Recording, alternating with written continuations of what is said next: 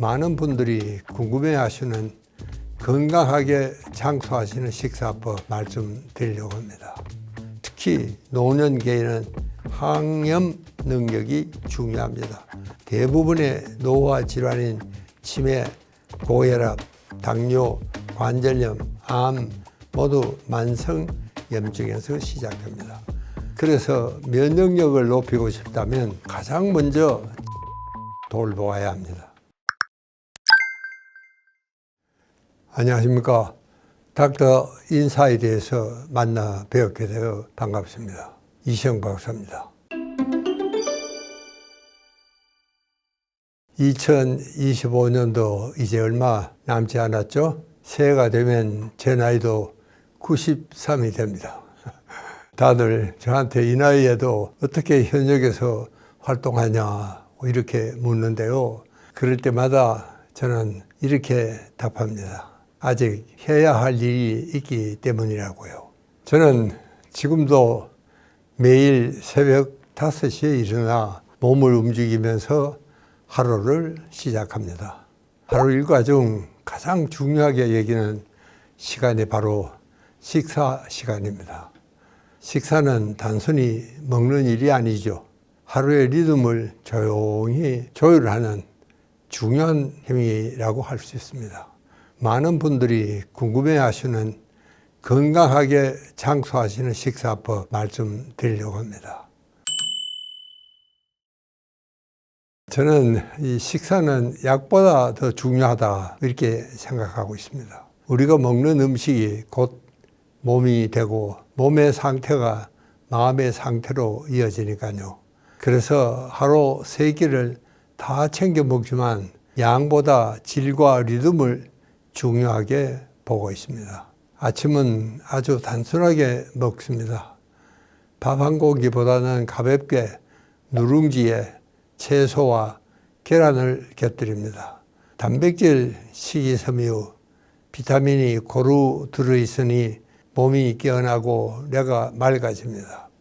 아침은 몸을 깨우는 식사, 정신을 선명하게 만드는 시간입니다. 점심은 가능한 한 규칙적인 시간에 먹습니다. 대개 현미밥, 두부, 생선, 나물 중심의 한식 위주로 먹습니다. 소식을 원칙으로 하고 80%쯤 배부를 때 멈춥니다. 조금 부족하다, 좀 아쉽다 싶을 때 숟가락을 놓는 것이 오히려 오후를 더 가볍게 만들어주곤 합니다. 소식은 최고의 명약입니다. 과식하면 머리가 무거워지고 일의 효율이 떨어지죠. 나이가 들수록 덜 먹는 습관이 건강의 비결이 됐다는 걸 느끼곤 합니다. 저녁은 가장 간단합니다. 때로는 과일 한두 쪽, 때로는 죽 한 그릇으로 마무리합니다. 가능하면 잠들기 4시간 전에는 식사를 끝내는 것, 이게 제 철칙입니다. 소화가 덜 된 상태로 잠들면 숙면이 어렵고 아침에 뇌가 피로합니다. 그래서 저녁은 가볍게 마음도 함께 정리하는 시간으로 씁니다. 중요한 건 음식과 마음의 관계입니다. 저는 식탁에서 늘 감사의 마음을 갖곤 합니다. 오늘도 이렇게 먹을 수 있음에 감사합니다. 이 단순한 마음이 세로토닌을 분비시키고 면역력에도 긍정적인 영향을 주곤 합니다. 저는 90이 넘은 지금도 특별한 보약보다 규칙적인 식사, 충분한 수면, 그리고 세로토닌을 높이는 웃음과 대화가 최고의 건강 비결이라고 생각합니다. 우리 몸의 면역세포 가운데 약 70%가 장에 있습니다. 그래서 면역력을 높이고 싶다면 가장 먼저 장을 돌보아야 합니다. 장이 건강해야 전신 면역 체계가 건강하고 안정이 됩니다. 장은 우리 몸의 면역 본부이자 세로토닌의 공장입니다. 장 속 환경이 좋아야 세로토닌이 잘 만들어지고 그것이 다시 면역과 정서 안정으로 이어지게 됩니다. 장이 맑으면 마음도 맑아진다고 할까요? 그 핵심에 바로 발효식품이 있습니다. 김치, 된장, 청국장, 요구르트 같은 자연 발효 음식은 유익균의 보호입니다. 된장은 천연 항생제라 할 만큼 강한 항균 작용을 하고, 김치는 살아있는 미생물 덩어리입니다. 청국장은 아예 살아있는 유익균 그 자체라고 할 수 있죠. 이런 음식들을 꾸준히 섭취하면 장내 유익균이 늘어나고 장벽이 든든해지며 유익균들이 장 안에서 유해균을 억제하고 면역세포의 활성을 자극합니다.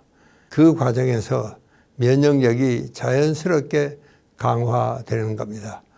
저는 항상 장 건강은 곧 면역력이다 이렇게 말합니다. 장 속 환경이 좋으면 세로토닌이 풍부해지고, 세로토닌은 면역세포를 진정시키고 염증을 억제합니다.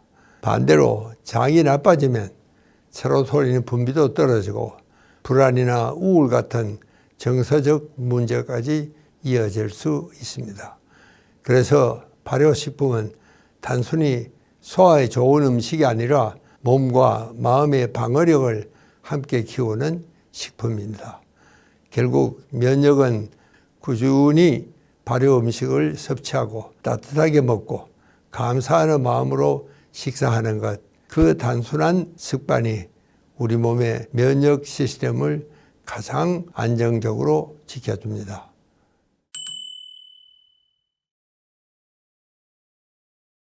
백세 시대를 살아가기 위한 핵심 영양소를 한 가지 꼽으라 이렇게 물으신다면 저는 파이토케미칼이라고 답변합니다. 즉 식물 속 천연 화학물질이라고 말하고 싶습니다.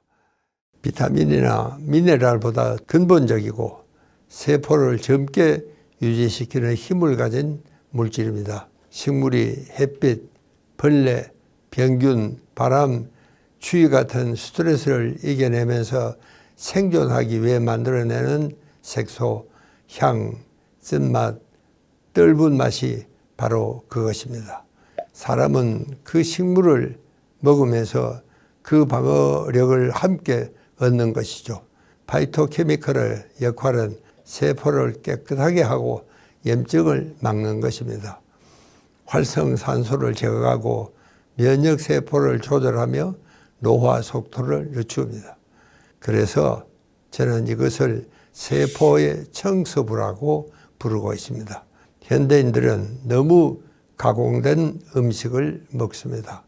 흰쌀밥, 흰밀가루, 정제유, 인스턴트 식품에는 파이토케미칼이 거의 없습니다. 반대로 색이 진한 자연식품, 예를 들어 보라색 가지라든가 빨간 파프리카, 녹색 브로콜리, 검은 콩, 흑미, 시금치, 케일 같은 식품에 파이토케미칼이 풍부하게 들어있습니다. 우리 전통 식단이 훌륭한 이유도 여기에 있습니다.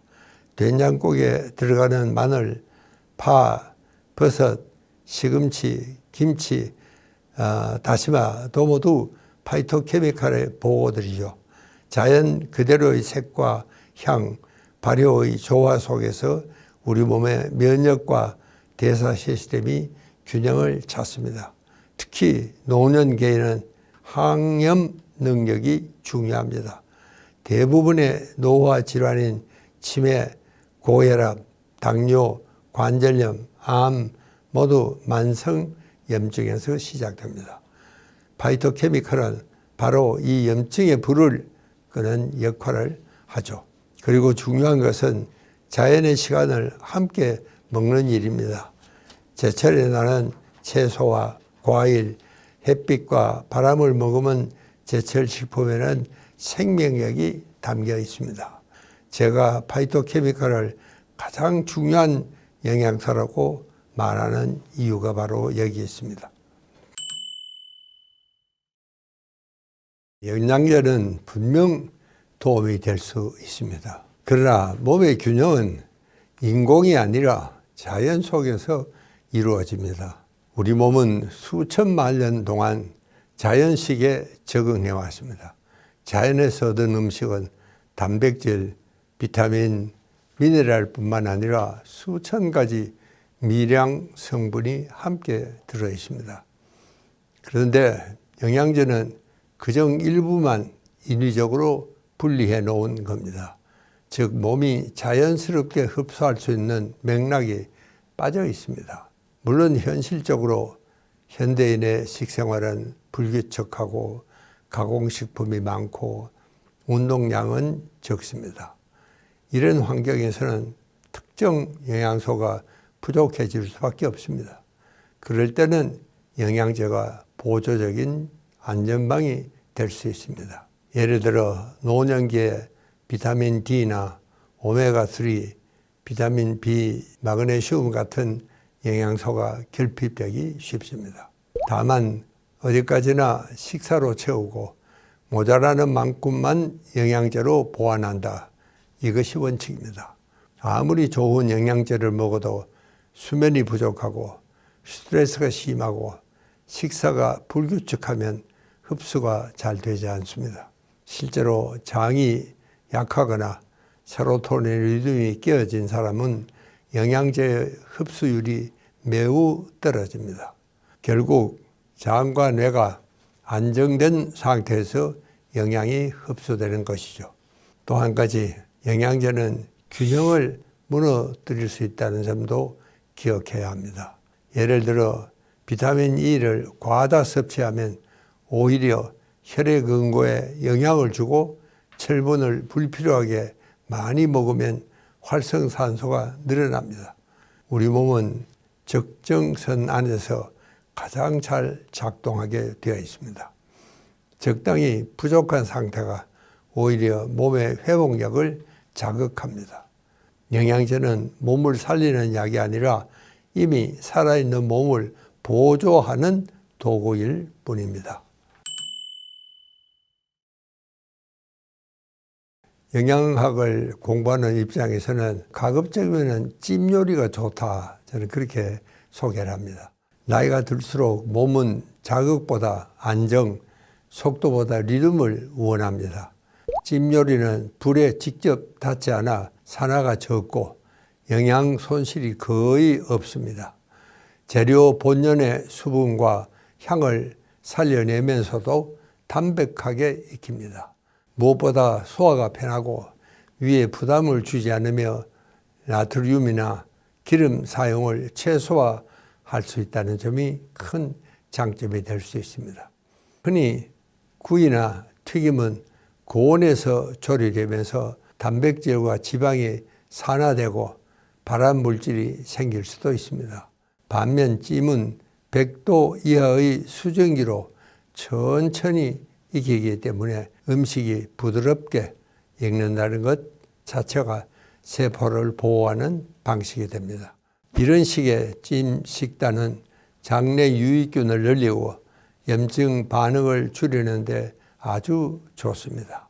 청국장이나 된장찌개를 곁들이면 단백질과 발효균이 함께 들어와 장이 훨씬 안정이 됩니다. 특히 노년기에는 위산 분비가 줄고 소화 효소도 감소하기 때문에 부드럽고 따뜻한 음식이 중요합니다. 찜 요리는 그런 점에서 몸이 스스로 회복할 시간을 주는 음식입니다. 뜨거운 불에 볶거나 굽는 음식은 몸에는 피로를 남깁니다. 반면 찜은 먹은 뒤에도 편안하고 몸이 고요해집니다. 이건 단순한 조리법이 아니라 생활 리듬을 안정시키는 식사법이라고 생각합니다.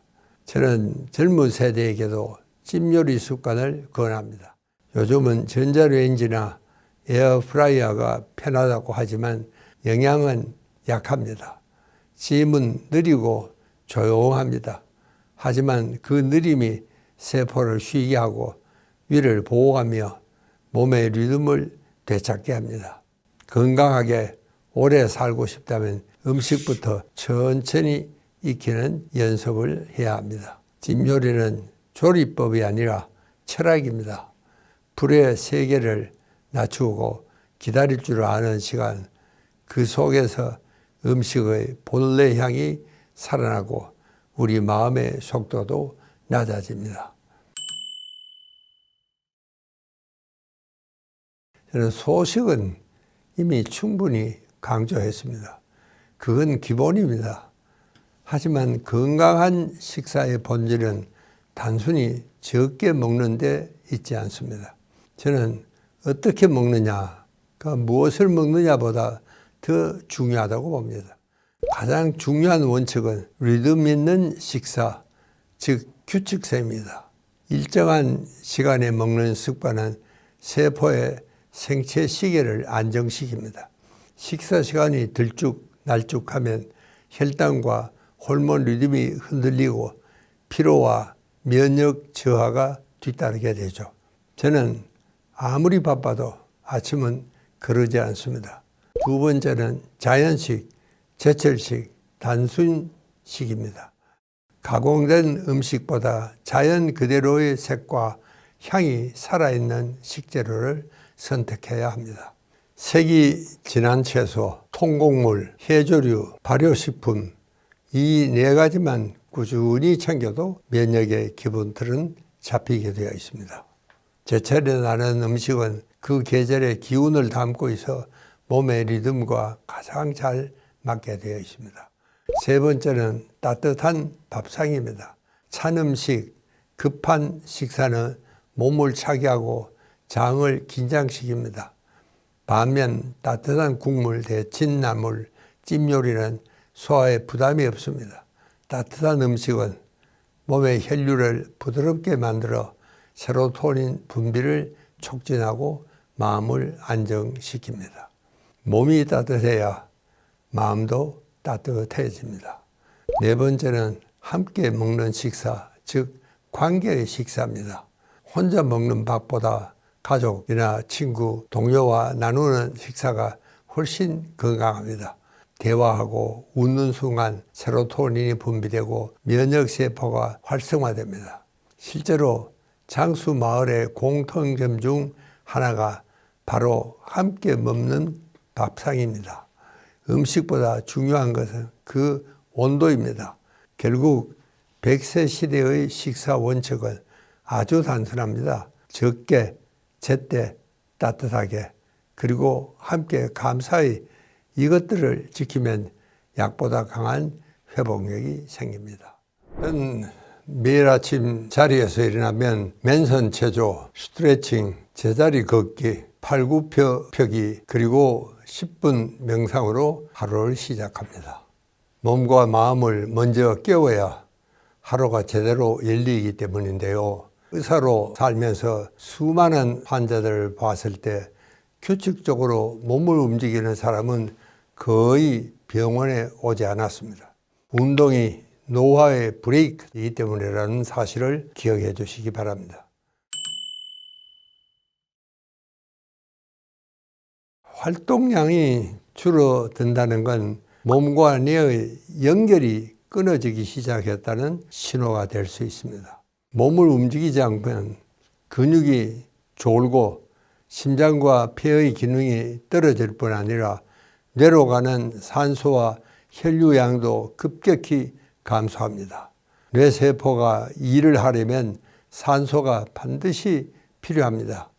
움직이지 않으면 산소 공급이 줄고 그 즉시 뇌세포의 활력이 떨어집니다. 이건 단순히 체력이 약해지는 게 아니라 세포 수준의 노화가 가속되는 현상이에요. 실제로 나이가 들어도 꾸준히 몸을 쓰는 분들은 근육뿐 아니라 뇌의 회로까지 더 오래 유지합니다. 반대로 하루 종일 앉아서 움직이지 않으면 뇌의 회로가 비활성화되어 인지 기능이 빨리 둔해지고 기억력까지 약해집니다. 결국 활동량 저하는 단순한 체력 문제가 아니라 뇌의 노화, 면역력 저하로 이어지는 악순환을 만들어냅니다. 또한 움직이지 않으면 혈액순환이 정체되고 면역 세포의 이동 속도가 느려집니다.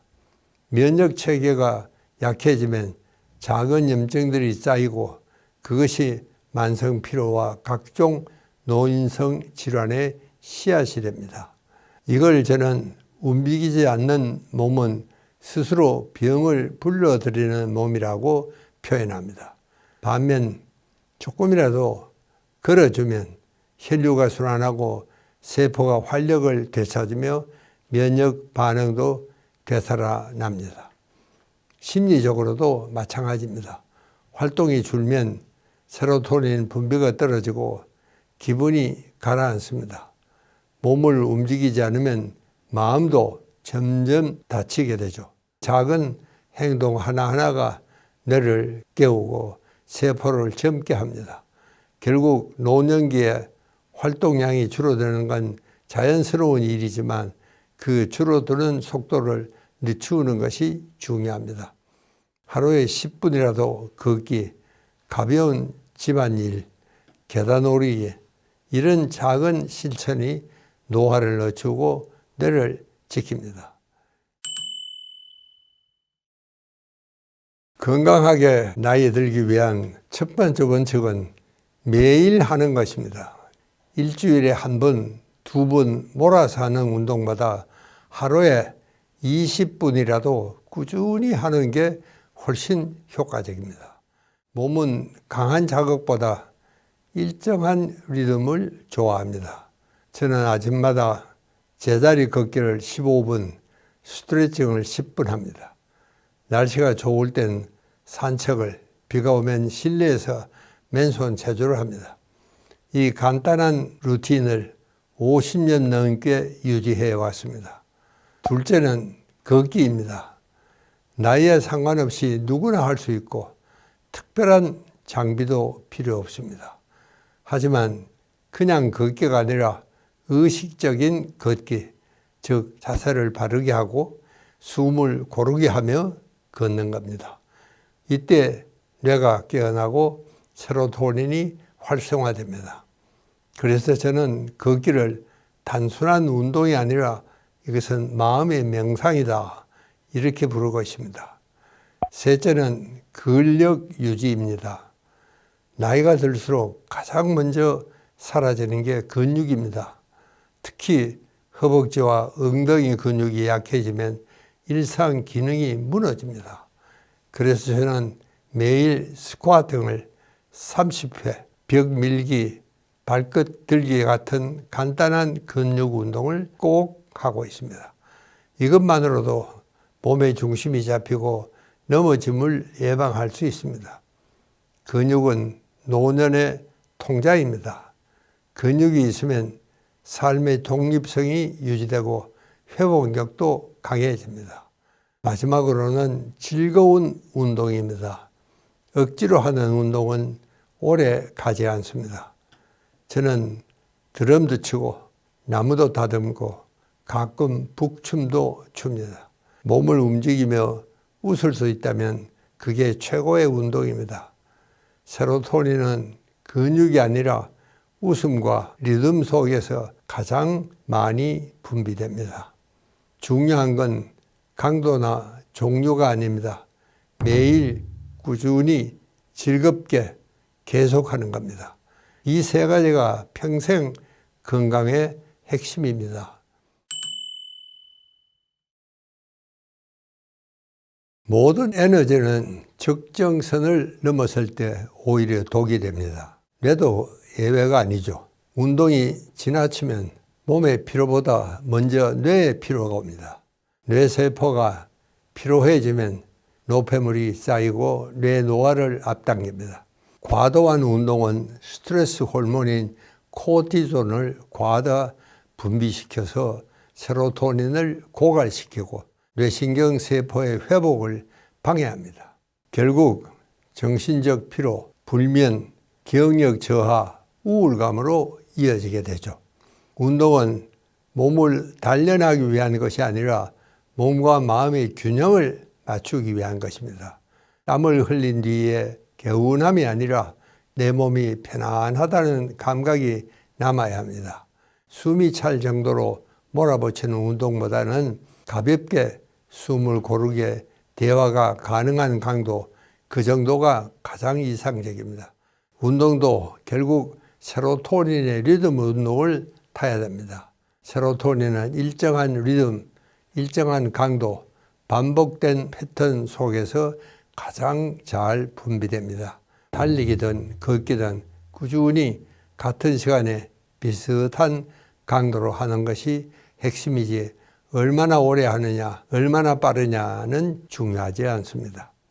적당한 운동은 혈류를 부드럽게 하고 세로토닌과 엔돌핀이 균형 있게 분비되어 뇌를 젊게 유지합니다.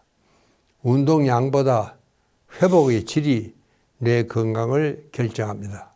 특히 노년기에는 운동 후의 피로감을 무시하면 안 됩니다.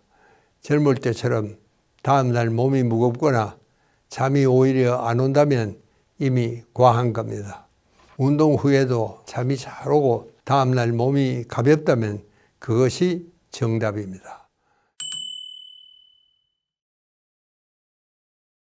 중년 이후에는 운동의 목적이 달라집니다. 젊을 때처럼 근육을 키우는 게 아니라 근육을 유지하고 기능을 지키는 것이 목표입니다. 그래서 무리한 운동보다 몸이 좋아하는 속도의 강도를 찾아주는 소위 지속 가능한 근력 운동이 중요합니다. 먼저 중년 이후 근력 운동의 핵심 원칙은 무겁게가 아니라 자주입니다. 근육은 강한 자극보다 규칙적인 자극에 반응합니다. 몸은 리듬을 기억하기 때문입니다. 세로토닌이 일정한 리듬 속에서 분비되듯 근육도 일정한 자극 속에서 성장합니다. 두 번째 원칙은 하체 중심의 운동입니다. 나이가 들면 가장 먼저 약해지는 부위가 허벅지와 엉덩이입니다. 이 부위의 근육이 줄면 보행이 불안해지고 낙상 위험이 커지게 됩니다. 그래서 저는 매일 스쿼트, 쪼그려 앉는 거죠. 그 다음에 런지, 계단 오르기, 제자리 걷기를 추천합니다. 무릎에 무리가 가지 않도록 천천히 깊게 내려갔다가 올라오는 동작만으로도 허벅지와 엉덩이 근육이 단단해집니다. 허벅지는 노년의 심장이나 마찬가지입니다. 하체 근육이 혈류순환과 체온 조절, 면역에 직접 관여하기 때문입니다. 세 번째는 유연성과 호흡을 함께하는 운동입니다. 근육은 단단하기만 하면 쉽게 손상됩니다. 스트레칭, 요가, 기계체조처럼 부드럽게 늘려지는 운동이 꼭 필요합니다. 이런 호흡 중심 운동은 자율신경을 안정시키고 세로토닌 분비를 촉진합니다. 마지막으로는 몸의 신호를 듣는 습관입니다. 중년 이후의 운동은 기록을 남기기 위한 운동이 아니라 몸과 대화하는 운동이어야 합니다. 근육이 필요하거나 관절에 통증이 느껴지면 바로 멈춰야 합니다. 하루를 쉬는 게 나쁜 게 아닙니다. 오히려 그 회복의 시간이 근육을 단단하게 만듭니다. 하루 15분 하체 중심 천천히 꾸준히 이 네 가지만 지켜도 몸은 충분히 반응합니다. 운동은 반드시 운동복을 입고 거창하게 시작해야 하는 일이 아닙니다. 움직임은 형태보다 리듬이 중요하죠. 거동이 불편해도 몸이 아파도 리듬만 잃지 않으면 몸은 여전히 살아 있습니다. 첫 번째 방법은 생활 속 움직임을 늘리는 것입니다. 운동이 아닌 일상적인 움직임으로 소비되는 에너지를 말하는 것이죠. 예를 들어 손을 자주 움직이고 물건을 직접 들고 옮기고 전화할 때 서서 이야기하는 것, 이 모든 게 운동이 됩니다. 움직임은 크기가 아니라 빈도가 중요합니다. 자주 움직이면 근육은 줄지 않고 세포의 대사도 유지됩니다. 둘째, 호흡 운동과 자세 유지 운동입니다. 누워 있거나 휠체어를 사용하는 분들에게는 호흡이 최고의 운동이 됩니다. 코로 천천히 들이쉬고 입으로 길게 내쉬며 복부를 움직이죠. 이 단순한 동작이 폐를 자극하고 산소 공급을 늘려서 세포의 에너지를 깨웁니다. 동시에 어깨를 펴고 척추를 곧게 세우는 것만으로도 전신 근육이 자극됩니다. 몸을 세운다는 건 생명을 다시 일으킨다는 뜻입니다. 셋째로 정서적 움직임도 중요합니다. 거동이 불편한 분들은 활동 제한으로 인해 자존감이 떨어지고 외로움이 깊어집니다. 하지만 웃는 얼굴, 대화, 노래, 감사의 표현이 세로토닌을 높이는 정신적 운동입니다. 몸이 움직이지 못할 때는 마음을 먼저 움직이세요. 마지막으로 움직임의 목표를 건강이 아니라 생명 유지의 리듬 회복으로 바꾸는 것입니다. 내가 오늘도 손을 한 번 더 들 수 있다. 스스로 물컵을 잡을 수 있다. 이것이 바로 회복의 증거입니다. 작고 느린 움직임이라도 계속 이어가면 몸은 그 자극을 기억하고 회복력을 키우게 됩니다. 운동은 사실은 시간을 내는 게 아니라 생활 속에서 이어가는 그런 것이 운동입니다. 아침에는 몸을 깨우는 루틴이 필요합니다.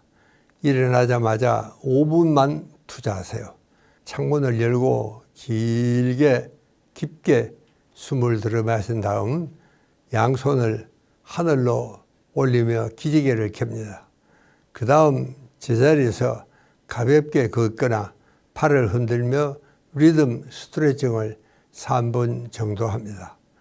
마지막으로 허리 돌리기, 무릎 굽히기, 발끝 들기, 이 세 동작만 해도 전신 순환이 시작됩니다. 출근 후에는 앉은 자세 운동을 추천합니다.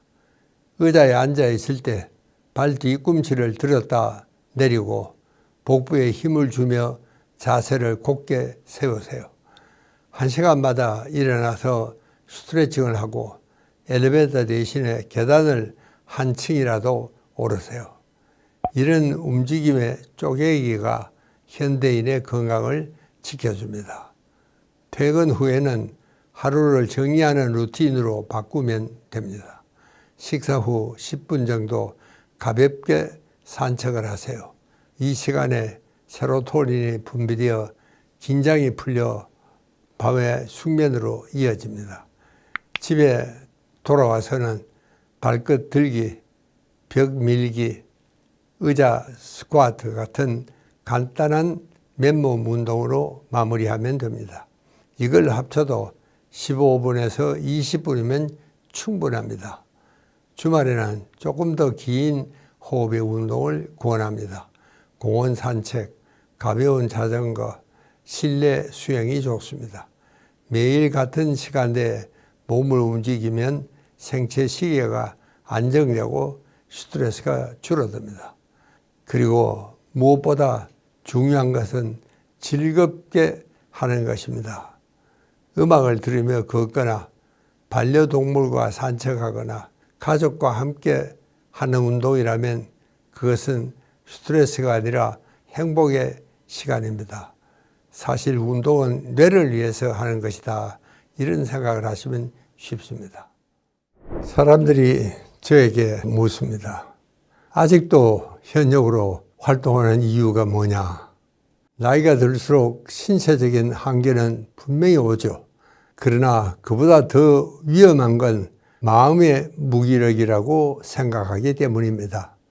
아무 일도 하지 않고 아무와도 연결되지 않은 삶은 나이와 상관없이 이미 늙은 삶이라고 할 수밖에 없습니다. 90이 넘은 지금도 여전히 새로운 꿈을 꾸는 것, 이것이 바로 노화를 늦추는 최고의 해독제가 아닐까 생각이 듭니다. 그럼 오늘은 100살까지 마음 건강을 지키는 방법에 대해 알아보겠습니다. 세로토닌 이야기를 많이 했죠. 세로토닌은 흔히 행복 호르몬이라고 이렇게 부릅니다. 하지만 저는 그것을 단순히 기분을 좋게 만드는 물질로 보지 않습니다. 세로토닌은 몸과 마음의 균형을 유지하는 조절자이자 인간의 생명 리듬을 통제하는 핵심 에너지 시스템입니다. 의학적으로 세로토닌은 신경 전달 물질입니다. 뇌의 신경세포 사이에서 정보를 주고받으면서 감정, 수면, 식욕, 체온, 통증, 의욕 같은 생리 기능을 조절합니다. 세로토닌이 충분히 분비되면 마음이 편안하고 몸의 리듬이 일정하게 유지됩니다. 반대로 부족하면 예민해지고 쉽게 피로하거나 잠을 이루지 못하는 등 여러 신체적 문제로 이어집니다.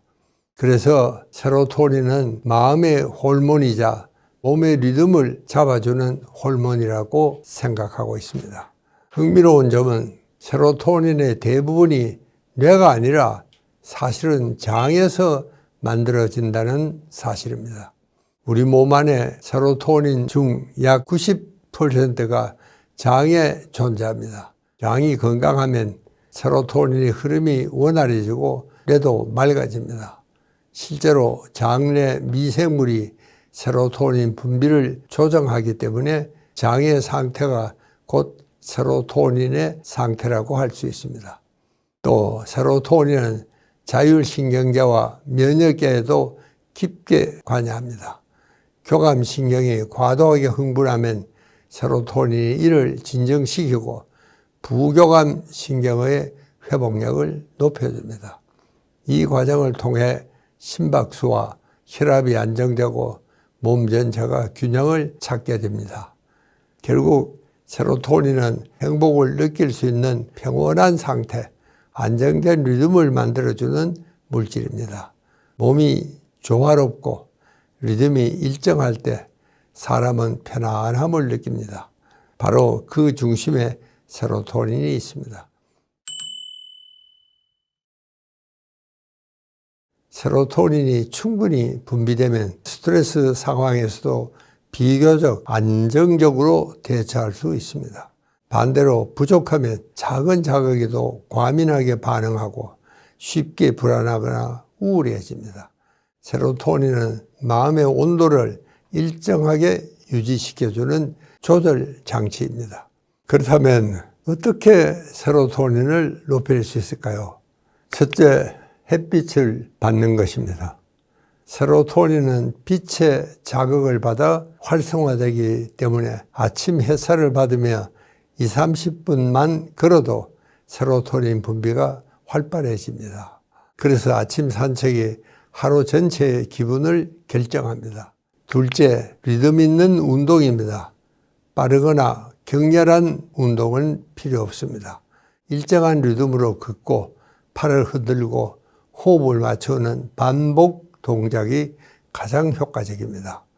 이때 뇌의 세로토닌 신경핵이 자극되어 세로토닌이 지속적으로 분비됩니다. 특히 걷기, 자전거, 요가, 기체조처럼 리듬이 일정한 운동이 세로토닌 회로를 활성화시킵니다. 셋째, 좋은 관계와 따뜻한 대화입니다. 사람과의 교감은 세로토닌 분비를 폭발적으로 증가시킵니다. 웃음, 포옹, 공감이 세로토닌의 촉매제가 됩니다. 반대로 외로움은 세로토닌을 고갈시키고 스트레스 호르몬인 코티솔을 높여줍니다. 사람은 사람을 통해 세로토닌을 만든다. 이것이 인간관계의 본질입니다. 넷째, 균형 잡힌 식사입니다. 세로토닌은 트립토판이라는 필수 아미노산에서 만들어지는데 이는 단백질 식품에 풍부합니다. 두부, 달걀, 바나나, 견과류, 현미, 콩류가 대표적입니다. 또 장내 미생물이 건강해야 세로토닌이 잘 만들어지므로 발효식품과 식이섬유를 충분히 섭취하는 것이 중요합니다. 장이 건강하면 마음도 편안해집니다. 결국 세로토닌은 생활의 리듬 속에서 만들어집니다. 요즘 많은 분들이 피로를 호소하지만 실제로는 몸이 아니라 뇌가 먼저 지쳐 있는 경우가 많습니다. 우리가 하루 종일 받아들이는 정보의 양이 너무 많고 뇌는 그 모든 자극을 쉬지 않고 처리하느라 과열되어 있죠. 이걸 저는 뇌피로라고 부릅니다. 그런데 흥미로운 건 우리가 집중해서 일하거나 공부할 때보다도 아무것도 하지 않을 때 오히려 더 많은 에너지를 쓴다는 사실입니다. 이 뇌는 쉬고 있어도 끊임없이 생각하고 있습니다. 그런데 문제는 이 뇌가 진짜로 쉴 시간을 잃어버렸다는 겁니다. 스마트폰, 뉴스, SNS로 이어지는 자극이 끊이지 않으니 뇌가 회복할 틈이 없습니다. 이런 과부하 상태가 지속되면 뇌의 미토콘드리아가 피로해지고 산소 공급이 떨어집니다. 결국 집중력과 기억력이 저하되고 감정이 쉽게 흔들리기 시작합니다. 몸은 멀쩡한데 아무 의욕이 없고 생각이 나지 않는다. 이게 바로 뇌피로의 전형적인 신호입니다. 뇌피로의 원인은 크게 5가지로 볼 수 있습니다. 첫째, 정보 과잉입니다. 하루 종일 뇌가 쉴 틈 없이 자극받는 환경이 문제입니다. 둘째, 수면 부족입니다. 잠을 자는 동안 뇌는 낮 동안 쌓인 노폐물을 제거하고 기억을 정리하는데 이 시간이 부족하면 뇌는 회복되지 못합니다. 셋째, 운동 부족입니다. 몸을 움직이지 않으면 산소 공급이 줄고 세포가 둔해집니다. 넷째, 스트레스와 부정적 감정의 누적입니다. 지속적인 긴장은 코르티솔을 높이고 세로토닌을 고갈시켜 뇌 회로를 경직시킵니다. 마지막으로는 디지털 중독입니다. 디지털 자극은 뇌를 끊임없이 각성 상태로 만들어 쉬는 법을 잊게 만듭니다. 몸의 피로는 휴식이나 잠으로 풀리지만 뇌의 피로는 멈춤으로만 풀립니다. 그래서 뇌를 쉬게 한다는 것은 단순히 잠을 자거나 일을 중단하는 것이 아니라 의식적으로 고요함을 만드는 습관을 들이는 것입니다. 첫 번째, 조용한 시간을 확보하는 것입니다. 요즘 사람들은 하루 종일 소음 속에서 살아갑니다. 스마트폰, 알림, 뉴스, 대화, 음악까지 뇌가 쉴 틈이 없습니다. 저는 매일 아침 단 10분이라도 아무 자극이 없는 조용한 시간을 갖습니다. 이 짧은 멈춤이 하루의 방향을 바꿉니다. 두 번째는 리듬 있는 생활입니다. 뇌는 리듬을 좋아합니다. 일정한 시간에 일어나고, 일정한 시간에 식사하고, 일정한 시간에 잠드는 것. 이것이 세로토닌 리듬을 안정시키고 뇌의 자율신경을 조율합니다. 반대로 생활 패턴이 불규칙해지면 뇌의 생체 시계가 혼란스러워지고 작은 자극에도 쉽게 피로해집니다. 규칙적인 리듬은 뇌의 평온을 지키는 가장 단순하고 강력한 방법입니다. 세 번째는 자연 속의 시간입니다. 자연은 인간의 뇌를 안정시키는 최고의 치료사입니다. 햇빛을 받으며 걷고 나무 향을 맡고 하늘에 올라다보는 것만으로도 세로토닌이 분비가 됩니다. 특히 숲속이나 강가처럼 일정한 리듬의 소리가 있는 곳은 뇌파를 알파파 상태로 만들어 스트레스 호르몬을 낮추게 되죠. 네 번째는 깊은 호흡과 명상입니다. 호흡은 뇌와 마음을 연결하는 통로입니다. 깊게 들이마시고 길게 내쉬는 단순한 호흡만으로도 뇌는 즉시 안정 모드로 돌아갑니다. 저는 아침마다 5분간 복식 호흡을 하며 마음을 가라앉힙니다. 호흡은 명상의 시작이고 명상은 뇌의 청소입니다. 결국 뇌를 쉬게 한다는 것은 단순히 아무것도 하지 않는 것이 아니라 조용함과 리듬, 자연, 호흡에서 다시 균형을 되찾는 일입니다. 이 습관만 꾸준히 실천해도 뇌는 스스로 회복하고 마음은 다시 맑아집니다. 고독은 인간이 자기 자신과 대화하는 시간입니다. 타인의 시간을 벗어나 내가 진짜 무엇을 원하는지, 어떤 방향으로 살고 싶은지 묻는 고요한 순간이죠. 이 시간 속에서 사람은 깊어지고 단단해집니다. 고독은 영혼의 면역력을 키워주는 시간입니다. 반대로 고립은 외부 세계와 단절되어 관계의 에너지를 잃은 상태입니다. 누구와도 연결되어 있지 않다는 감각이 마음을 움츠려 들게 하고 뇌의 세로토닌 분비를 떨어뜨립니다. 그래서 외로움이 길어지면 우울감이나 무기력으로 이어지는 것입니다. 오늘날 우리가 겪는 가장 심각한 문제 중 하나가 바로 고립입니다. 단순히 혼자 있는 것이 아니라 세상과의 연결이 끊기고 마음의 대화가 멈춘 상태, 이것을 말합니다.